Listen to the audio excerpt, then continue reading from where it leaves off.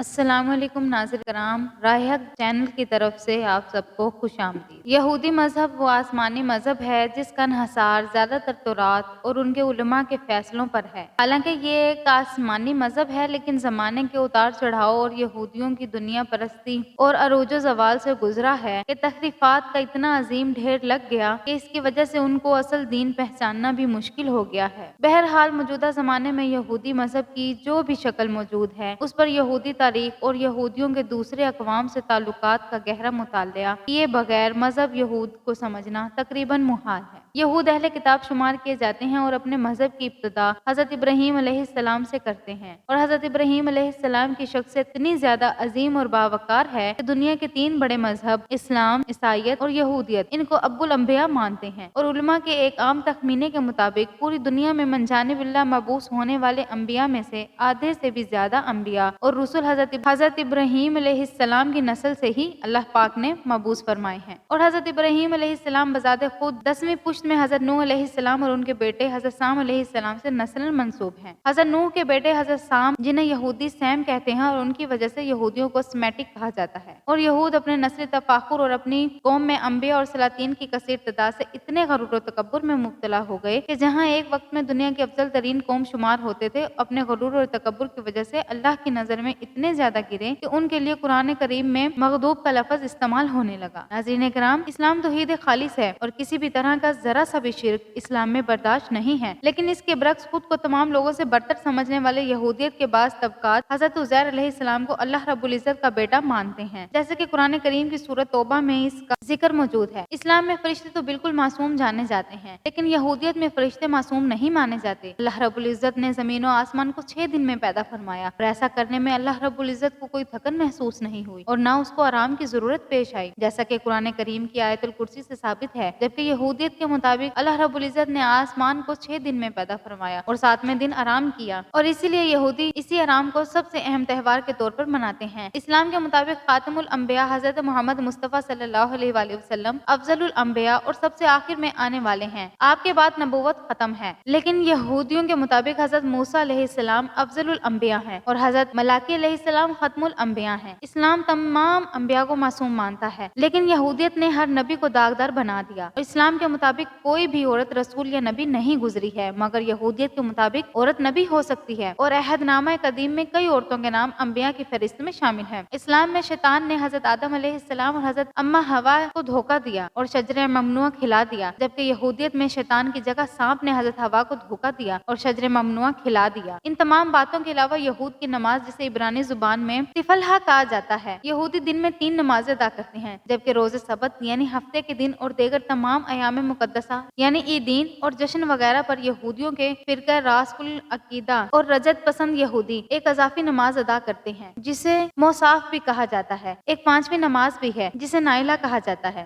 لیکن وہ صرف اوائل خزاں یعنی یوم غفران کو ہی ادا کی جاتی ہے۔ یہودیوں کی نماز بھی تنہا یا باجماعت ادا کی جا سکتی ہے، اور دین یہودیت بھی باجماعت نماز کو افضل تر قرار دیتا ہے۔ یہودیت میں اعمال کی قرات بآواز ایک خاص لے میں کی جاتی ہے جسے نیفون کہا جاتا ہے، اور ہر کلیسا میں قدرے کم بلند چبوترا ہوتا ہے جس پر کھڑے ہو کر یہ مناجات پڑھی جاتی ہیں۔ عام الفاظ میں ہم اسے یہودیوں کی اذان بھی کہہ سکتے ہیں، جسے یہودی سوا کہتے ہیں اور بعض یہودی حاضان کہتے ہیں۔ وہ جیسے موسیقی کی دھنیں معلوم ہوتی ہیں، یہودی موسیقی کے ذریعے لوگوں کو اپنی عبادات کی طرف بلاتے ہیں اور یوں ان کی عبادت گا کر ادا کی جاتی ہے۔ اذان کا ترجمہ ملاحظہ فرمائیے۔ اپنے دائیں ہاتھ کو اپنی آنکھوں پر رکھو، اب پکارو، او اسرائیل، اللہ ہمارا خدا ہے اور وہ ایک ہے۔ ہماری دعا یہ ہے کہ خدا کی حکومت ازل سے ابد تک قائم رہے گی۔ تم اپنے خدا کو پورے دل اور طاقت سے محبت کرو، اور یہ بات تم اپنے بچوں کو بھی سکھاؤ۔ جب کبھی تم اپنے بچوں کے ساتھ بیٹھو یا باہر نکلو سفر کے لیے تو ان کو یاد کرواتے رہو کہ خدا سے محبت کرو۔ اپنے گھر کے دروازوں پر لکھ دو، اپنے بچوں کے ہاتھوں پر لکھ دو، تاکہ ان کو یہ بات ہمیشہ یاد رہے کہ تم اللہ سے محبت کرو گے اور میری ہی عبادت کرو گے تو میں آسمان سے بارش فرماؤں گا، جس سے تمہاری زمینیں ہری ہو جائیں گی اور ان میں اناج اگے گا اور جانور گھاس چریں گے اور وہ تمہاری خوراک بنتے رہیں گے۔ اگر تم لوگوں نے میرے علاوہ کسی اور کی پوجا کی تو میں آسمان کے دروازے تم پر بند کر دوں گا اور پھر آسمان سے بارشیں نہیں ہوں گی، تمہاری زمینیں بنجر ہو جائیں گی اور قحط آ جائے گا۔